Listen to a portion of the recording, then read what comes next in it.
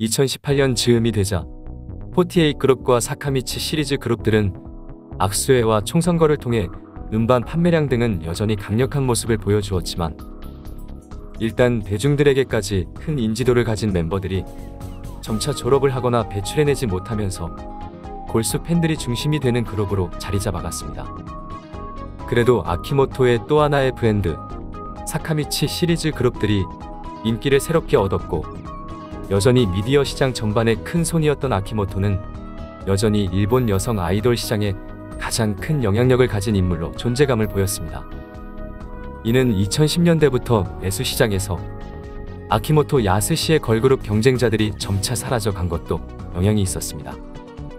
이미 90년대 후반부터 2000년대 중반까지 인기를 끌었던 모닝구 무스메를 필두로 하는 하로프로 브랜드의 걸그룹들은 입학, 졸업 시스템을 갖추고 있어 그룹 해체가 많지 않아 그룹 자체의 인지도는 여전히 높았습니다. 그러나 인기 멤버의 끊임없는 졸업이 반복되며 관심도가 점차 식어 2000년대 중반 이후부터 실질적인 인기는 전성기와 비교하면 급감한 상태로 고전 중이었습니다. 설상가상 하로프로의 메인 프로듀서이자 하로프로 아이돌들의 타이틀곡 전반에 작사 작곡을 하던 층후가 후두암 투병을 하다 2015년 성대를 적출하게 되면서 목소리를 잃게 되었고 그로 인해 한동안 그가 프로듀싱 활동을 제한적으로 활동하는 악재까지 겹쳤습니다. 아키모토는 대형 남성 아이돌 기획사 자니스처럼 시장 독점을 위한 온갖 통제를 하지는 않았으나 그가 만든 일종의 걸그룹 플랫폼으로 다인원 걸그룹들이 대거 제작되고 대부분의 그룹들이 안정적인 인기를 얻었으며 점차 큰 자본을 지닌 대형 스폰서들이 아키모토 표 걸그룹에 투자를 단행하면서 아키모토 표 걸그룹들은 점차 경쟁사들이 범접하기 힘들 정도로 인기가 커져 있었습니다. 카라와 소녀시대를 필두로 K-팝 걸그룹이 인기를 누리기도 했으나 한일관계 악화 등으로 미디어 활동이 줄어들면서 존재감이 약해졌으며 이 틈을 타 실력파 댄스 그룹을 만든다는 이미지가 있었던 에그자일의 기획사 LDH와 아무로 나미의 스피드 등 실력파 댄스 가수들을 제작한 라이징 프로덕션이 야심차게 실력파 걸그룹들을 내놓았으나 이들의 경쟁 상대는 아키모토 표 걸그룹이 아닌 K-팝 걸그룹들이었던 데다 댄스 멤버와 보컬 멤버를 구분하는 분업화 시스템 등으로 한계성을 보이며 점차 인기가 줄어갔습니다. 따지고 보면 AKB48의 라이벌 그룹조차도 아키모토가 직접 프로듀싱하고 있었으니 사실상 독식에 가까운 구조인 셈이었습니다.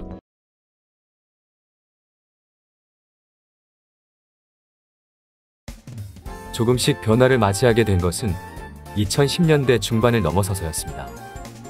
일본 자국의 실력파 걸그룹의 인기가 하락하는 가운데 오히려 한국인을 비롯해 일본인과 대만인으로 결성된 트와이스가 일본에서 다국적 걸그룹이라는 형태로 소개되어 큰 인기를 얻었고 이후 트와이스는 2019년도에는 봄 투어를 개최할 정도로 크게 성공했습니다. 사실 아키모토 야스시 자체는 이제 크게 아쉬울 게 없는 사람이었습니다. AKB48을 처음 제작할 때부터 그는 스폰서들을 확보해서 그룹을 만들었으며 기본적으로 그룹 관리 회사가 멤버들의 소속사 역할을 하긴 했지만 인기 멤버들은 유명 기획사에서 스카우트해서 소속되게 하면서 직접적으로 멤버들을 관리하는 역할을 최소화해 왔습니다. 극단적으로 그룹이 실패하더라도 스폰서들은 몰라도 아키모토 본인은 직접적인 금전적 손해가 최소화되는 구조였던 것입니다. 하지만 AKB48은 점차 사건 사고로 전성기의 인기와는 동떨어져 가고 있었습니다. 2017년에는 총선거를 일본 최남단 오키나와 섬에서 개최하기로 했으나 팬들이 모이기 어려운 접근성이 아주 떨어지는 지역이었던 데다 개최하기로 한 6월에는 장마철이어서 야외 공연을 동반한 총선거 이벤트 기획에 대한 우려가 많았습니다. 설상가상으로 개최지인 해변가에서 바다 거북이들의 산란이 시작되었다는 이유로 해당 해변의 출입 통제가 검토되는 등 정상적인 이벤트 개최에 대한 우려가 많았습니다. 결국 외우가 동반된 날씨로 인해 이벤트는 800명이 수용 가능한 실내 공연장을 급히 섭외해서 무관중으로 개최하였습니다. 개최지 발표 당시 운영진 측이 오키나와에 파급되는 경제 효과 등을 언급한 것으로 보아 총선거의 이벤트를 위해 오키나와와 전략적으로 손을 잡은 티가 났지만 무리한 장소 섭외로 인해 크게 실패를 한 것입니다. 뿐만 아니라 멤버 스토리릭하는 중대 발표가 있다는 뉘앙스를 남기며 팬들에게 투표를 독려하였으나 그 중대 발표가 그룹을 졸업하고 일반인과의 결혼을 한다는 내용이어서 논란이 되었으며 NGT48은 멤버 오기노 유카의 초반 투표수가 비정상적으로 높아 부정투표 논란이 커지는 등 이미지 실추가 계속되었습니다. 워낙 그룹의 규모가 커지고 온갖 연예 기획사와 스폰서 기업 등이 얽혀있다 보니 이제 아키모토의 통제가 이루어지기 힘든 그룹이었습니다. 그럼에도 아키모토는 프로듀서 직함을 달고 작사를 하며 계속 그룹 활동에 일정 부분 관여하고 있었고 2017년부터 새로운 시도에 뛰어듭니다. 2017년 8월 아키모토 야스시는 공중파 방송국 TV 아사히가 제작하는 라스트 아이돌이라는 걸그룹 오디션 겸 버라이어티 성격의 방송에 출연했습니다. 프로그램의 취지는 오디션 방송을 통해 7명의 멤버를 선발해 정규그룹 라스트 아이돌로서 데뷔를 한다는 것이었습니다. 이 방송은 심사위원으로 아키모토 야스시와 모닝구 무스메의 프로듀서 층쿠가 함께 출연한다는 것이 화제가 되었는데 문제는 층쿠는 후두암 투병 후 성대를 적출하여 목소리를 잃은 상태였기 때문에 심사에 주도적으로 참여하는 것은 아키모토 야스시였습니다. 심사위원 중에는 AKB48의 인기 멤버 사시하라 리노가 있기도 했으며 TV 아사히도 아키모토 야스시가 종합 프로듀스를 맡는 새 걸그룹 오디션이라고 공식적으로 홍보를 하였습니다. 최종적으로 참가자들 중 7명을 선발해 라스트 아이돌이라는 이름으로 7인조 아이돌을 데뷔시킨다는 것이 초기 기획이었으며 TV 아사히 측은 오디션으로 결성되는 그룹의 전용 방송을 제작해주고 멤버들이 출연하는 영화 제작도 해주겠다는 특전을 강조하기도 했습니다. 문제는 엉성한 방송 구성이었는데 일단 매주 참가자들이 1대1 배틀을 통해 승자와 패자를 나누고 승자는 즉석에서 데뷔 조7인의 멤버 중 하나로 임시 배정되어 그룹의 데뷔곡 반도와곤이라는 곡을 부르는 구성을 반복했습니다.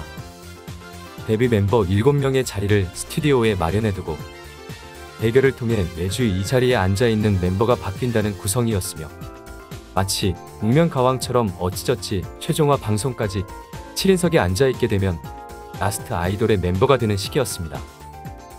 그런데 그 1대1 대결 시에 심사를 하는 심사위원은 즉석에서 심사위원이 무작위로 선택되었으며 선택된 심사위원이 단독으로 결정하는 시기였습니다.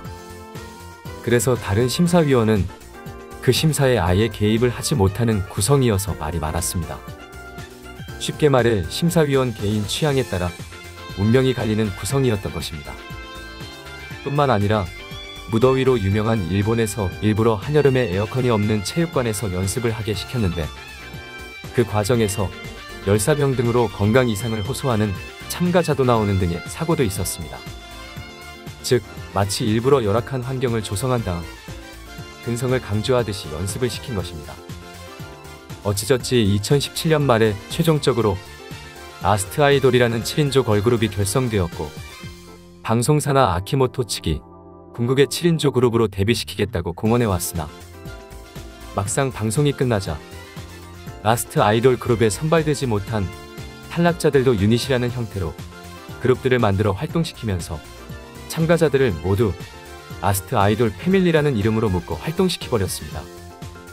이후 2018년까지 2시즌이 더 방송되었지만 이 과정을 거치면서 이기생이라는 이름으로 또 합격자들이 대거 늘어나면서 라스트 아이돌 프로젝트는 기존의 아키모토표 다인원 걸그룹 스타일의 그룹으로 컨셉이 변해버렸습니다.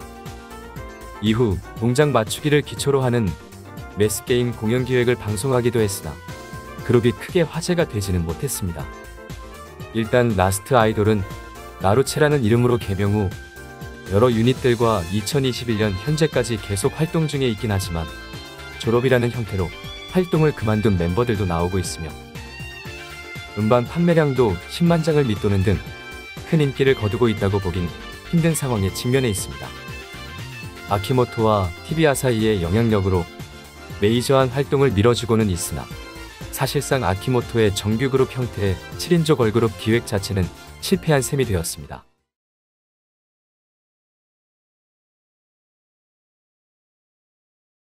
라스트 아이돌 프로젝트로 일본 내수 시장에서 정규 그룹 제작 도전을 하고 있던 아키모토는 2018년부터 한국의 CJ ENM과 손을 잡고 인기 아이돌 오디션 방송이었던 프로듀스 101의 시즌3에 해당하는 프로듀스 48 프로젝트에 참여했습니다. 아키모토의 48 그룹들이 한국의 기획사 연습생들과 함께 오디션을 치르고 최종 12명이 2년 반 동안 정규 그룹으로서 활동을 한다는 기획이었습니다. 사실 이 기획은 아키모토 측이나 한국 방송사 측이 서로 윈윈 전략이 되는 기획이었는데 한국 입장에서는 아키모토표 아이돌 그룹의 총선거와 유사성 논란이 있던 프로듀스 시리즈가 아예 그 원조적인 평가를 받던 그룹들과 정식으로 함께하면서 유사성 논란을 잠재울 수 있게 된 셈이었고, 아키모토는 해외 진출을 하면서도 자신의 아마추어적인 걸그룹 플랫폼으로는 공략이 어렵겠다 생각한 한국 시장을 서울 48 같은 하생형 그룹이 아닌 한국 시장에 맞는 K-팝 스타일 그룹으로 제대로 활동시킬 수 있는 기획인 셈이었습니다. 특히 아키모토는 K-팝 아이돌들처럼 제대로 된 트레이닝을 시킨 정규 그룹 제작 경험이 아예 없었고, 라스트 아이돌 프로젝트로 정규 그룹 제작에도 난항을 겪던 상황에서 자신이 가진 부족한 부분을 채워줄 기획이었습니다. 그는 이미 2010년도부터 꾸준하게 한국은 프로야구이고 우리는 고교야구나 소년야구와 같은 아마추어적인 성격을 지닌 그룹이라는 점을 언급해왔었고, 당연히 48 그룹의 멤버들이 프로듀스 48에 출연한다면 실력에 대해서만큼은 혹독하게 평가를 받으리라는 사실을 잘 알고 있었습니다. 그러나 그는 한편으로 실력만 있다고 인기 아이돌이 되거나 오디션에서 반드시 높은 순위를 기록하지 않는다는 것 또한 잘 알고 있었습니다. 그 스스로가 한국의 연습생 참가자들의 사전 심사를 하기도 했지만 어쨌든 방송이 시작되고 나면 시청자들의 투표로 인해 어떻게든 한일 합작 그룹의 멤버들이 결정되리라는 것을 알고 있었습니다. 즉 그는 사실상 오디션 프로그램의 무대 경험이나 방송 경험은 풍부하지만 춤이나 노래에 대해서는 트레이닝 되지 않은 48 그룹 멤버들을 던져놓은 것입니다. 48 그룹 참가자들은 댄스 아이돌로서의 기본 실력에 대해서는 끊임없이 혹독한 평가가 뒤따랐으나 풍부한 무대 경험과 방송 경력으로 오디션 방송 참가자로서의 장점을 보이기도 했으며, 결국 훗날 부정한 방법이 뒤따랐음이 밝혀졌지만 아이즈원이라는 12인조 그룹이 결성되며 아키모토는 어쩌면 그의 커리어에서 처음으로 제대로 된 트레이닝을 거친 프로다운 멤버들이 포함되어 있는 걸그룹을 프로듀싱할 기회를 얻게 되었습니다. 한국 활동은 한국 기획사에서 한국식으로 프로듀싱을 하지만 일본 활동은 아키모토가 프로듀싱에 참여하여 그가 자신이 거느린 작곡가들과 노래를 만들고 직접 작사를 하는 등 기존에 자신이 프로듀싱한 그룹들과 동일한 형태로 프로듀싱을 했습니다. 그리고 또다시 그의 프로듀싱 방식의 한계가 드러났습니다. 기존에 자신이 만든 다이넌 걸그룹처럼 아이즈원이 아키모토의 프로듀싱을 받은 일본 활동곡들은 후렴구가 모두 멤버 전원의 떼창으로 점철되어 있었으며 멤버별로 노래 파트 구분도 세심하지 않았습니다. 오디션으로 결성된 그룹이긴 해도 한국에서는 메인 보컬, 서브 보컬, 래퍼 등으로서의 역할이 멤버별로 각자 부여되어 곡이 완성되어 있었지만 아키모토는 그러한 세심한 프로듀싱을 해내지 못한 것입니다. 극단적으로 말해 아키모토는 아이즈원의 프로듀싱을 통해 기존의 48 그룹이나 사카미치 시리즈 등의 그룹과 별 차별화되지 않는 프로듀싱을 한 셈이었습니다. 하지만 오디션 방송이 48 그룹의 일본 팬들뿐 아니라 일본과 해외의 K-팝 팬들에게까지 주목받으며 그룹 자체는 성공했습니다. 또한 아키모토가 가진 일본에서의 영향력이 있다 보니 아키모토 표 걸그룹들과 합동 무대를 하거나 인기 버라이어티 방송에도 계속 출연을 하는 등 일본 시장에서는 아키모토가 프로듀싱한 음악적인 결과물을 제외하면 아키모토 덕분에 현 시국 전까지는 수월한 활동이 계속 이어지기도 했습니다. 그러나 현 시국과 그룹이 부정한 사건에 휘말리며 마지막 혼란 속의 활동이 아쉽게 끝났으며 아키모토의 K-팝 아이돌 스타일의 프로듀싱도 냉정하게 말해 성공적이었다는 평가를 받기는 어려워졌습니다.